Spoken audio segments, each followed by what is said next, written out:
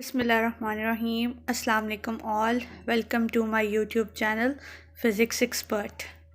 Today our topic is numerical of chapter number 3 Dynamics class 9th Physics. आज का topic start करने से पहले मैं इतना कहूँगी कि अगर आप मेरे चैनल पे न्यू हैं तो kindly subscribe my YouTube channel and press the bell icon ताकि आपको मेरी वीडियोस की नोटिफिकेशन टाइमली मिलती रहे और आप इसी तरह मेरे चैनल के साथ जुड़े रहें और मेरी वीडियोस को देखें। मेरी videos basically class 9, 10 first year सीखने की फ़िज़िक्स से रिलेटेड हैं और इसमें बहुत ज़्यादा इंफॉर्मेटिव डाटा है, आप लोग इसको देख सकते हैं। और मैंने बहुत कह लें प्रिसाइज़ और अच्छे वे में बहुत ज़्यादा टॉपिक वाइज काम किया हुआ है अपने लेक्चर्स पे ताकि आप लोगों को ईज़िली अंडरस्टैंड हो सके। तो मैं पहले टॉपिक्स भी अपलोड किए हुए हैं, आप लोग अगर मेरे चैनल पे न्यू हैं तो काइंडली आप प्लेलिस्ट भी जाके देख सकते हैं कि मैंने टॉपिक वाइज भी काम किया है, न्यूमेरिकल्स भी, और इसी तरह मैं रोज़ वीडियोस आप लोगों के लिए अपलोड करती हूँ और आप सबके लिए बहुत ज़्यादा बेनिफिशियल है बिकॉज़ आपको पता है क्लास 9th एंड 10th के पेपर्स आ रहे हैं, फेडरल बोर्ड भी और लाहौर बोर्ड भी, तो उनकी तैयारी में बहुत ज़्यादा आसानी होगी। मेरे लेक्चर्स जो है वो उनके लिए बहुत ज़्यादा हेल्पफुल होंगे। Now we will start our topic. Numerical number 3.1. A force of 20 Newton moves a body with an acceleration of 2 meter per second square. What is its mass? तो आपने सिंपली यहाँ पे देखना है कि आपके पास फोर्स गिवन है, एक्सेलरेशन जो है वो आपके पास वो भी गिवन है और आपने मास निकालना है। तो आप देख सकते हैं नीचे गिवन डाटा में आपके पास है F is equals to 20 newton और एक्सेलरेशन है 2 मीटर पर सेकेंड स्क्वायर। तो जब आपके पास ये है सिंपली तो आप लोगों ने मास क्या करना है, फाइंड आउट करना है। तो आपको पता है सेकेंड लॉ ऑफ न्यूटन क्या कहता है, F is equals to M a. तो F is equals to M a में आपने क्या करना है, सिंपली वैल्यू को पुट करना है। तो आपके पास क्या आ जाएगा, रीअरेंज करें यहाँ से, mass is equals to force over acceleration, और आप लोगों ने फोर्स की वैल्यू पुट करनी है 20 न्यूटन एंड एक्सेलरेशन की 2। तो आप देख सकते हैं 2 1 ज़ा 2 1 2 10 ज़ा 20। तो आपके पास मास कितना आ गया, आपके पास मास आ गया 10 kg। तो ये आपके पास फर्स्ट न्यूमेरिकल प्रूव हो गया। उसने सिंपली आपको क्या दिया हुआ था, आपको सिंपली उसने यहाँ पे फोर्स दी हुई थी, एक्सेलरेशन दिया हुआ था और आपने क्या निकालना था, mass. Now forward to our next numerical 3.2. The weight of the body is 147 Newton.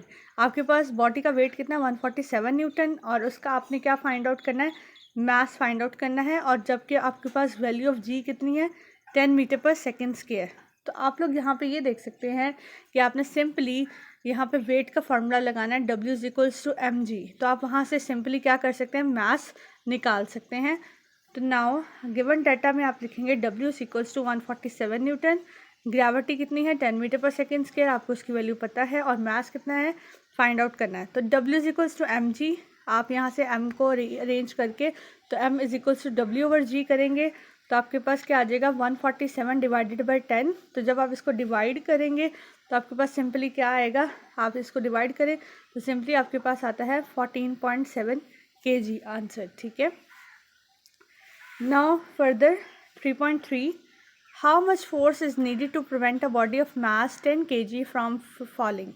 अब आपने सिंपली फोर्स की वैल्यू निकालनी है, मास आपको गिवन है और आपको पता है फॉलिंग की बात हो रही है, तो यहाँ पे भी हमें ग्रेविटी का कंसेप्ट मिलेगा। तो हम देख सकते हैं मास कितना है 10 किलोग्राम, ग्रेविटी 10 मीटर पर सेकेंड, और आपने R in the form of F निकालना है। तो सिंपली आपने कौन सा फार्मूला यूज़ किया यहाँ पे, F is equals to R is equals to W m g, ये फार्मूला आपने यूज़ किया है वेट का। तो आपको पता है सिंपली मास भी गिवन है आपके पास, मास की वैल्यू भी गिवन है और ग्रेविटी की भी। तो आपने पुट किया 10 मल्टीप्लाई बाई 10, तो आपके पास फोर्स की वैल्यू क्या आ गई, 100 न्यूटन। तो ये आपके पास सॉल्व हो गया। Now further 3.4 numerical, find the acceleration produce by a force of 100 Newton in a mass of 50 kg। अब आपके पास सिंपली देख सकते हैं आप कि आपको फोर्स गिवन है 100 न्यूटन, आपको मास भी गिवन है 50 kg। तो आप लोगों ने क्या निकालना है, एक्सेलरेशन, वही according to Newton second law, F is equals to M A. Mass भी गिवन है, सॉरी फोर्स भी गिवन है, मास भी गिवन है, तो आप लोगों ने एक्सेलरेशन निकालना है। तो आप क्या यूज़ करेंगे, F is equals to M a वाला फार्मूला। ठीक है। नाउ यहाँ पे आपने गिवन डाटा लिखा, यहाँ से ए को रीअरेंज किया तो F/m is equals to 100/50 kg। तो जब आपके पास ये आया सिंपली, तो आप लोग देख सकते हैं कि ये आपके पास 100/50 आया, तो आंसर क्या आ गया एक्सेलरेशन का 2 मीटर/सेकेंड स्क्वायर। ठीक है, नाउ हमारे पास न्यूमेरिकल है 3.5। A body has weight of 20 newton. आपके पास वेट कितना है बॉडी का? 20 newton. How much force is required? आपने फोर्स की वैल्यू निकालनी है to move a vertically upward, कि आप उसको ऊपर की तरफ कितना फोर्स लगानी पड़ी आपको, जबकि उसका एक्सेलरेशन क्या है 2 मीटर/सेकेंड स्क्वायर। तो आपने यही सिंपल गिवन डाटा लिखना है। डब्ल्यू कितना है? 20 न्यूटन। ग्रेविटी है, और क्योंकि वर्टिकली अपवर्ड की बात हो रही है तो ग्रेविटी आएगी 10 मीटर/सेकेंड स्क्वायर। एक्सेलरेशन है 2 मीटर/सेकेंड, और आपके पास जहाँ पे डब्ल्यू 2 बार हो गया, आपने वो एक बार ही लिखना है। ठीक है, तो आप इस वाले जो बेशक है वैल्यू को उसको कट भी कर दें। ठीक है, ये आपके पास नहीं भी है तो ऑलरेडी आपने ऊपर मेंशन कर दिया। नाउ आप लोगों के पास क्या आएगा? W is equals to m g. यहाँ से मास निकालें W/g करके, तो 20/10, तो क्या आ जाएगा 2 kg। तो according to second law of Newton, sorry, F is equals to ma।